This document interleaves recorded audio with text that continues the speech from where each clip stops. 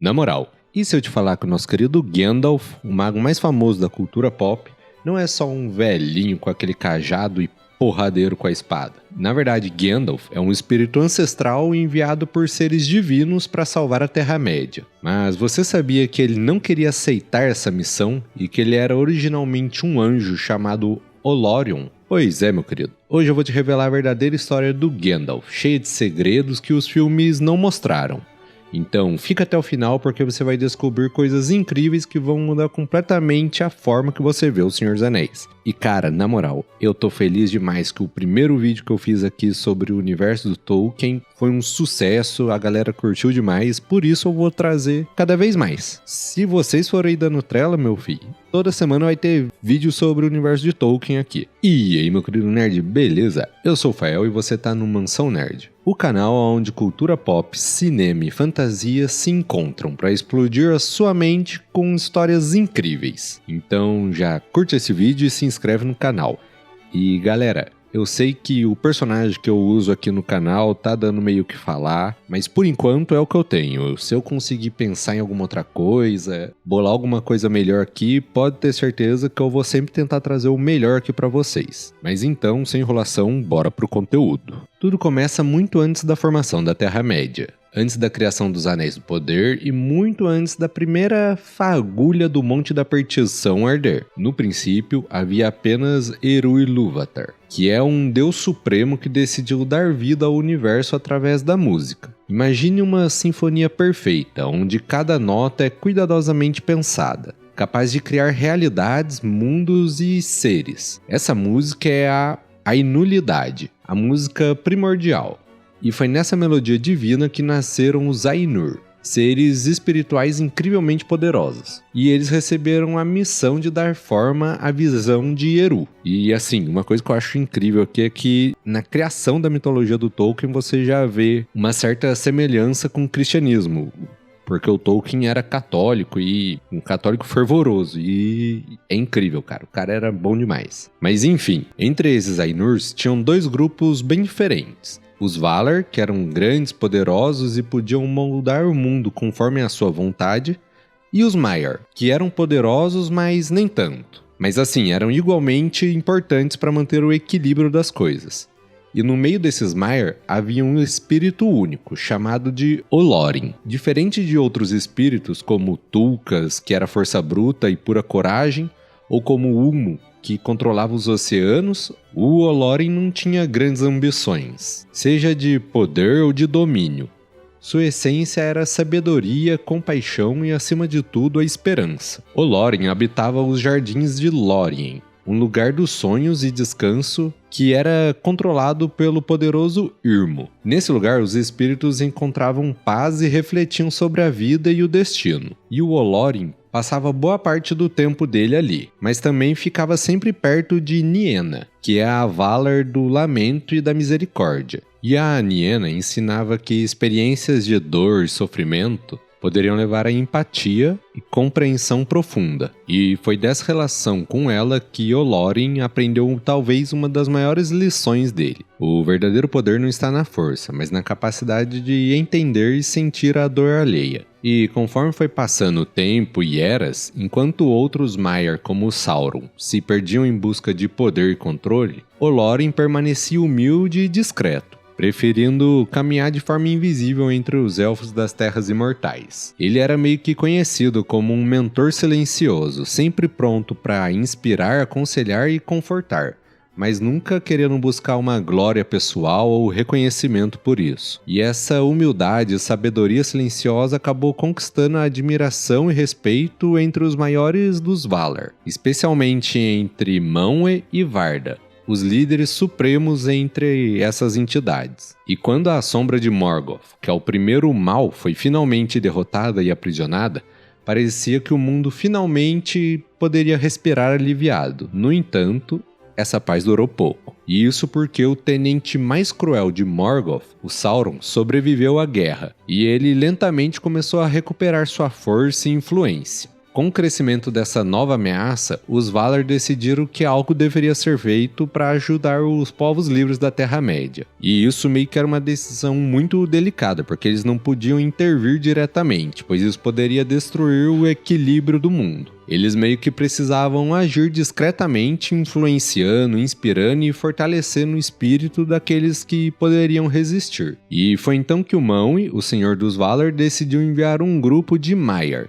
como emissores secretos chamados de Istari. Esses enviados não iriam com força total ou com corpos divinos, mas meio que eles iam vir pra cá não, né? Pra Terra-média. Limitados em corpos mortais e envelhecidos. Isso para que eles pudessem aprender a humildade e valorizassem a fragilidade humana. E com isso, 5 deles foram escolhidos. Curumo, que é o Saruman, Eowendil, que é o Radagast, os misteriosos magos azuis, que são Aladar e Palanto, e finalmente Olorin, que passou a ser conhecido entre os povos da Terra-média como ninguém mais ninguém menos que o Gandalf. Mas havia um detalhe curioso nisso. Gandalf não queria aceitar essa missão. Ele temia que não estivesse à altura dessa responsabilidade. Ele tinha medo de fracassar em um mundo cheio de tentações e perigos. Porém, o Manwë insistiu que era exatamente por causa dessa humildade que Gandalf era o mais apto para essa missão crucial. Até mesmo a Varda, que é a Senhora das Estrelas,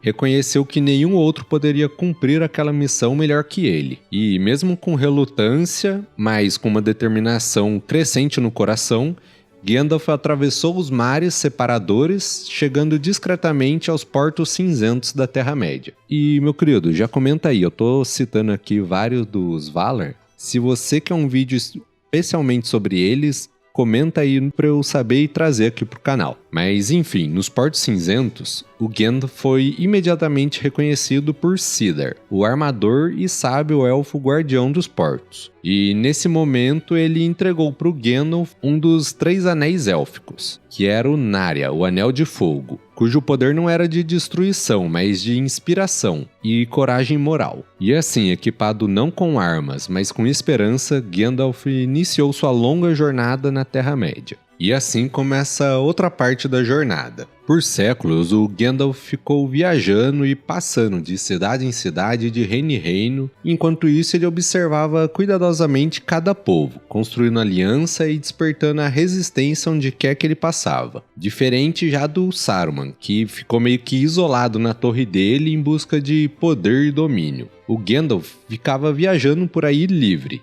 em contato direto com pessoas comuns, entendendo as necessidades, medos e esperanças de cada uma. E assim, o Gandalf foi o primeiro a perceber que o Sauron tinha retornado disfarçado de necromante, escondido em Dol Guldur. E com isso ele meio que se infiltrou sozinho naquela fortaleza, enfrentando vários perigos só para confirmar a suspeita dele. Só que ao levar essa descoberta ao Conselho Branco, Gandalf enfrentou uma certa resistência, principalmente do Saruman, que já estava de olho e querendo tomar um anel para ele. E ele precisou se esforçar pra caramba para conseguir convencer o conselho a tomar uma atitude e expulsar temporariamente o Sauron de Dol Guldur. E ao mesmo tempo que fazia isso, Gandalf cuidou para que os povos livres se tornassem cada vez mais fortes. Foi ele que incentivou Thorin, Escudo de Carvalho, a retomar a Montanha Solitária, como a gente viu no livro do Hobbit. Só que ele não fez isso unicamente para restaurar o reino do Anão, mas principalmente para evitar que Smaug se aliasse a Sauron numa futura possível guerra. E como a gente vai ver em Senhor dos Anéis, essa missão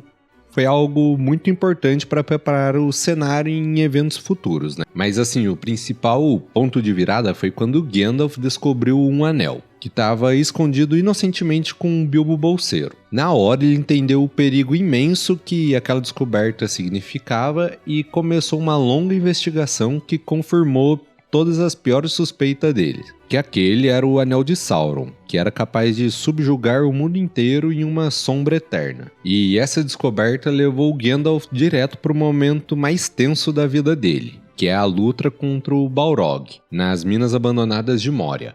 Essa batalha, como a gente já viu, o Gandalf se sacrificou para garantir a sobrevivência dos seus amigos, caindo com Balrog nas profundezas do mundo. E após uma batalha épica que durou dias, Gandalf derrotou o Balrog, mas com isso ele acabou perdendo a vida mortal dele no processo. Porém, no entanto, a jornada dele não acabou ali. Os Valar, reconhecendo a coragem que ele teve e o sacrifício, enviaram ele de novo, só que mais poderoso do que nunca. Agora como Gandalf o Branco, o verdadeiro mensageiro da luz. E agora, a sua primeira missão como Gandalf o Branco, tendo muito mais poder e sabedoria, foi avisar que você tem o dever de se inscrever e curtir esse vídeo. Mas é sério, por favor, se inscreve aí e ajuda a gente a chegar na meta de 1000 inscritos. Se você curte Senhor dos Anéis, pode ter certeza que vai ter muito mais sobre esse universo aqui no canal. Então, o único jeito de você ficar por dentro disso é se inscrevendo e ativando o sininho. Agora, vamos continuar. Quando Gandalf retornou como Gandalf o Branco, ele não era só mais um guia, um sábio conselheiro.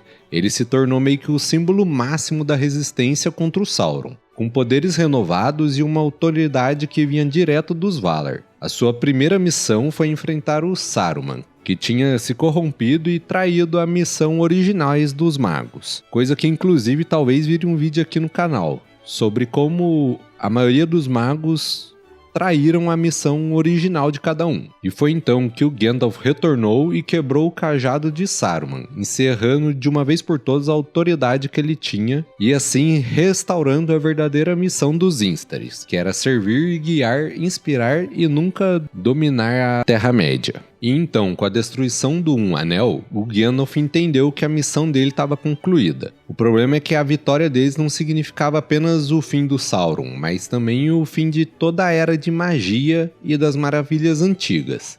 Os elfos, os magos e as criaturas lendárias começaram a deixar a Terra-média, deixando assim espaço para que os homens construíssem o próprio destino. O Gandalf meio que sabia que essa nova era não precisava mais dele, seu papel era inspirar e não governar o povo. E é então que nos Portos Cinzentos, onde tudo começou, o Gandalf embarcou ao lado de Frodo e Bilbo, Galadriel e Elrond, em rumo às Terras Imortais, deixando para trás o mundo mortal. Essa despedida marcou o fim definitivo da Terceira Era, uma transição marcada por profunda melancolia, mas também por uma esperança renovada nos corações dos povos que permaneceram. O Gandalf partiu sem glória material ou um reino, mas deixou algo infinitamente mais valioso. Um legado eterno de sabedoria, compaixão e uma coragem silenciosa. A verdadeira grandeza do Gandalf nunca esteve na sua magia poderosa ou em seus feitos espetaculares,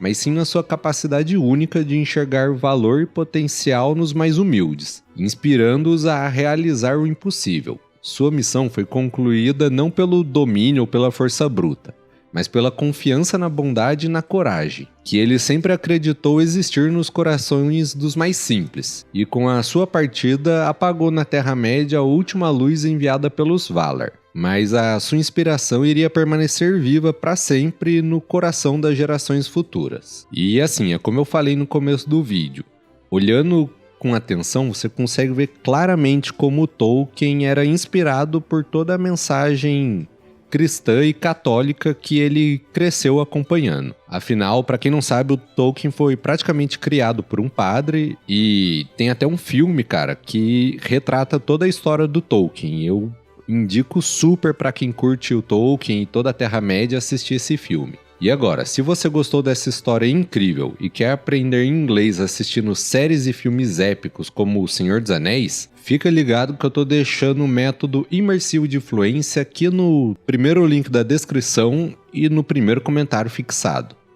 E agora eu quero saber de você, comenta aqui embaixo qual parte da história do Gandalf mais te surpreendeu. E assim, o que eu contei aqui é de uma forma bem resumida, porque se for contar detalhe por detalhe vai estar um podcast inteiro. E não se esquece de já deixar o seu like e se inscrever aqui no canal, porque só assim eu vou saber que você quer mais conteúdo sobre o universo do Tolkien aqui no canal. E agora, você sabia que o Tolkien revelou em uma carta que tinha outra maneira de destruir o anel além de levar ele para a Montanha da Perdição? Pois é, e eu já abordei esse tema aqui nesse outro vídeo que tá aparecendo para você. Então já clica e corre descobrir como o anel poderia ter sido destruído. Então é isso, meu querido. Valeu e fui!